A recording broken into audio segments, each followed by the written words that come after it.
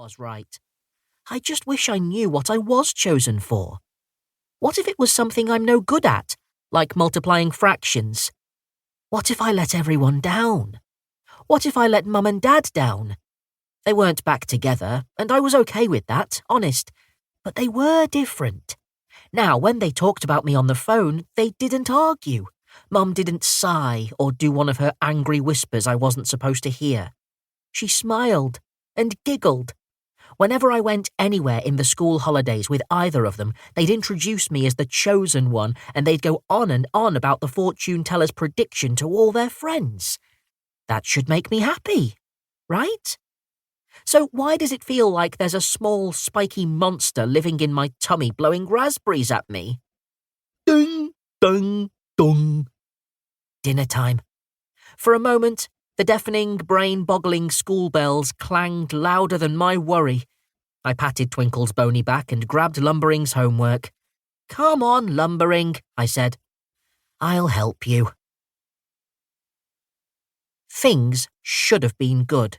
"Things is so good," said Walloping, smacking his lips and tucking into one of his favourite swamp fish and bogweed sandwiches. But ever since the ring mistress promised something truly unspeakable would happen to me, I've struggled to sleep. I knew the swamp spat her out. I knew the Vampire Mountains were a long way from our school, here in the middle of the stinking, sinking swamp.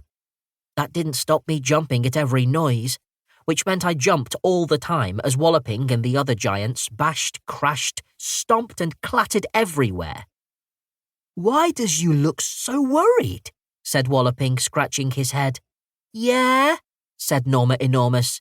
"You should be like me. I'm the best at not worrying." She thudded me on the back so hard my head dunked in a bowl of algae broth. Giant food hadn't improved. "Oops," said Norma, as I wiped algae from my eyes. "But really, Harvey, the ring mistress is miles away. She wouldn't be daft enough to steal me again. Not unless she wants Madame Bogbrush to stomp on her." Our skyscraper-tall head teacher still clickety-clackety-clacked around the school in meat-pounding high heels. Heels that could flatten us in seconds. Bang! And here she was now. The dining hall door flew open with such force, soup splashed out the bowls. The giants jumped to their feet. Except it wasn't Madame Bogbrush. A green light filled the doorway. We blinked.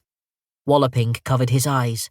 The light moved silently towards us, getting bigger and brighter. It took the shape of two bodies, about the size of grown-up smalls. Two skeleton bodies. Each skeleton had a flesh-like green glow flickering over its bones. One had a wide smile.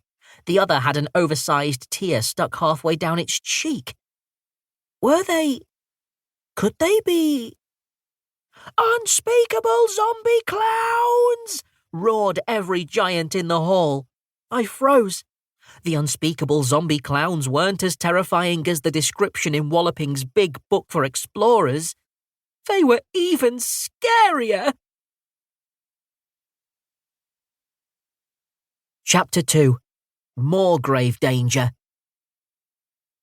Here's one thing to know about giants. They're terrible at hiding. Some of my classmates covered their faces with soup bowls, but their ears poked out the sides and gloopy soup splattered everywhere. Splat, splosh, slosh. Others ducked under the tables, but their bottoms stuck out, making the tables lift and clonk together. Dunk, bonk, dunk. And even their quietest whispers boomed through the room like they were shouting into megaphones. "Hide! Shh! Be quiet!" So I'm pretty sure the two skeleton zombie clowns in the dining hall doorway spotted us.